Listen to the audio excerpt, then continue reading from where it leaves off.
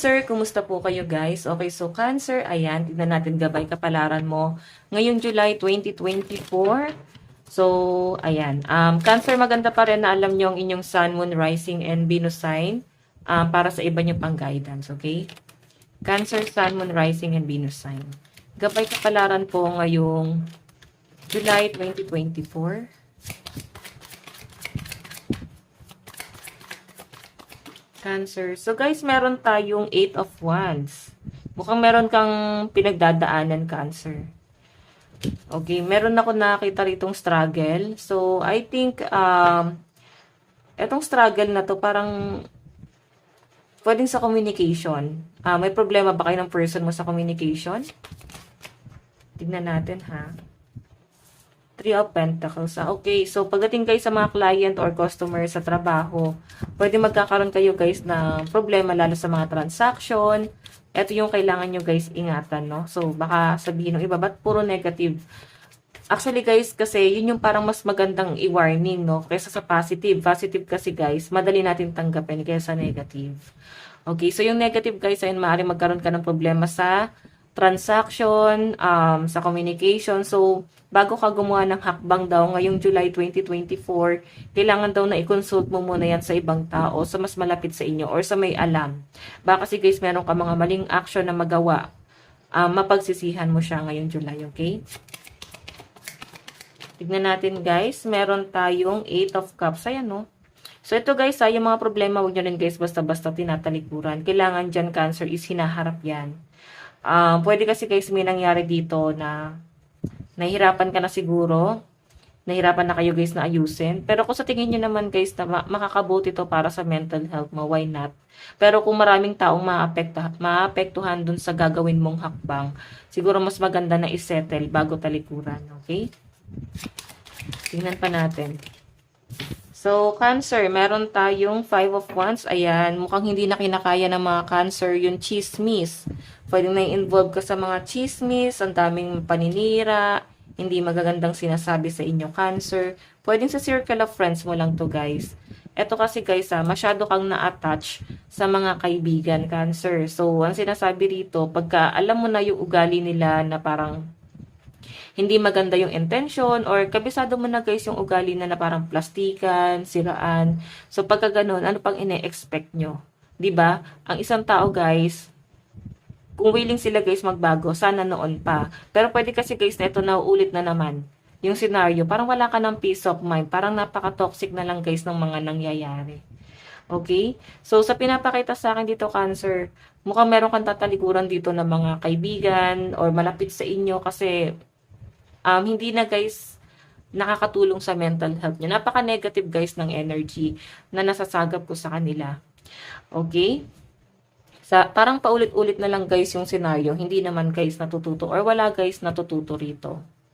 Sige, tignan pa natin guys. Pagdating naman sa love life mo, taas natin to guys. Okay? So, pagka ganito guys, medyo ano kasi to, ang hirap kasi guys ma-involve sa problema ng ibang tao. So, pagka ganyan, baka kasi guys may ano sa inyo, lumalapit sa inyo, nanghihingi ng advice sa problema nila. So, napaka-negative. Mararamdaman mo naman guys pag toxic or negative yung energy ng isang tao. Pag ganyan guys, layuan nyo na. Kasi pwedeng madadamay ka pa guys sa gulo na to. At para bang mapapasok ka na sa mundo nila na dapat hindi mo naman, o hindi mo naman guys ginusto na mapasok doon sa mundong yon. Sila guys yung naghikayat na mapasok ka sa mundo nila. So, yan yung kailangan nyo guys iwasan. Okay, ngayong July 2024. Tignan pa natin guys. Wait lang po. Okay, so pagdating sa love life mo ngayong July 2024, Cancer. Love life. Okay, nasan ba yun? Love life mo ni Cancer. So guys, meron tayong practicality. So I think yung iba sa inyo mas nagiging practical ka pagdating sa love life mo. So pag pumasok ka dun sa isang relationship, hindi ka basta-basta pumipili ng kung sino-sino lang. Parang ang taas ng standard ng mga Cancer pagdating sa relationship.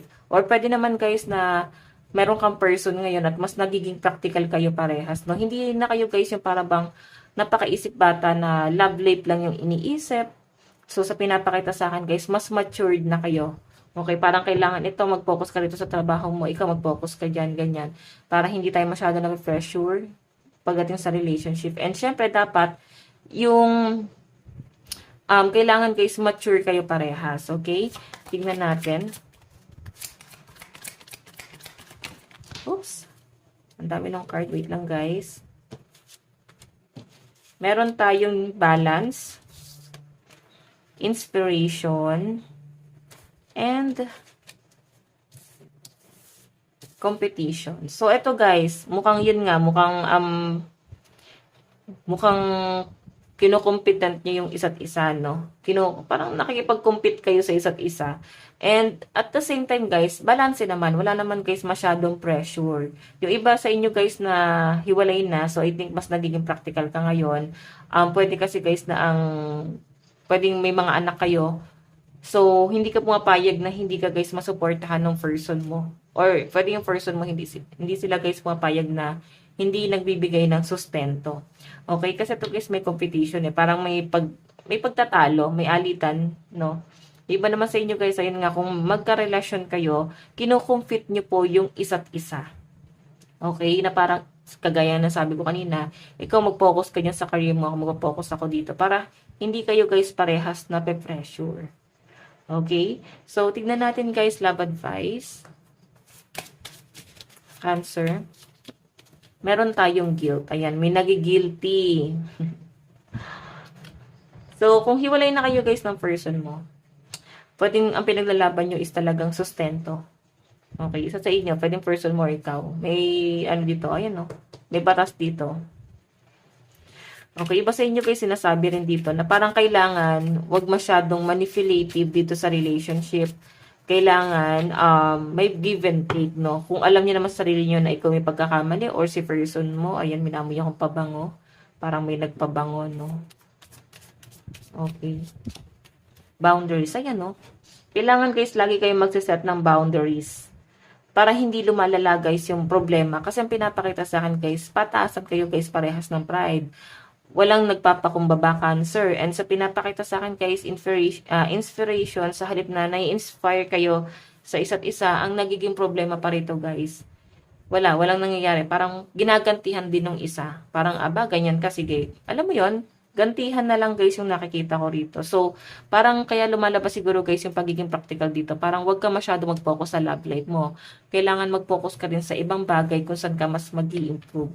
And lagi ka mag-set ng boundaries. Okay? Ikaw siguro, Cancer, yung laging nagigilty. Kaya parang ikaw yung laging nagpapakumbaba dito sa relasyon na to. Kaya parang naabuso ka ng person mo. Okay? So, tingnan pa natin, guys. Pagdating naman po sa inyong trabaho at kaperahan, meron tayong raindrops. Ace of raindrops. Revert. So, new beginning. May nakakita ko, guys, opportunity. Or pwedeng, ayan nga, revert. Pwedeng bagong posisyon, bagong trabaho. Diba sa inyo, guys, kakasimula nyo lang sa trabaho. Meron tayong unlearn. Ayan, di ba hindi nyo pa alam yung trabaho? Pwedeng nag-training pa lang yun sa iba sa inyo. O pwedeng fresh graduate. Okay? Job hunting yung ginagawa nyo, guys. Leadership.